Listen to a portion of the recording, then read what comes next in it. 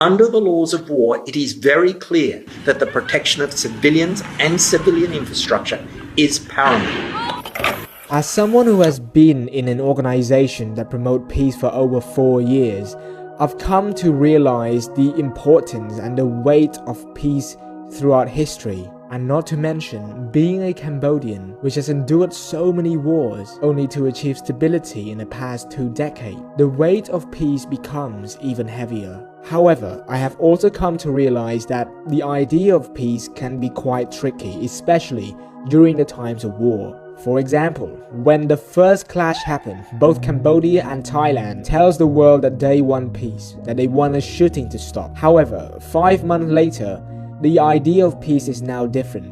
It's weaponized, where one side say they want peace, another side say they want peace but will not fear war. And so it is very sad to see even a speck of the word peace being anywhere near the word war. But ultimately, both sides taking politics away, military away, it's factual that civilians from both sides, when we watch interview from the evacuation center, they all just want to return to their daily life. I mean, just look at these data.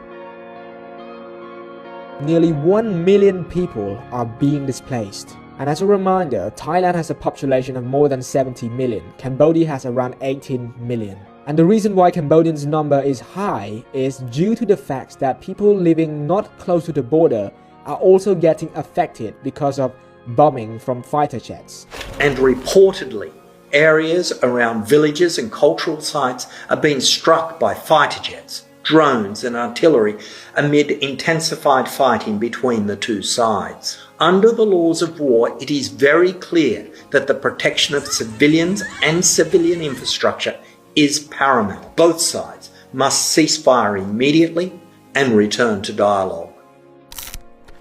And I do agree with that statement from the United Nations Human Rights Council, because at the end of the day, we both can have different perspectives politically, but it's important to understand that civilian infrastructure, old temple that represent culture, those are important and should not be destroyed under any circumstances. And quite frankly, using the Swedish Gripen, the American F-16, and bombing 80 kilometers into another sovereign territory, that is not protecting your own sovereignty. That is just how I see it. I say it based on how I see it. So why don't we be human and return to this idea of peace, where all of us, if stripped out of our nationality, belief, politics, we are humans, where we literally have the same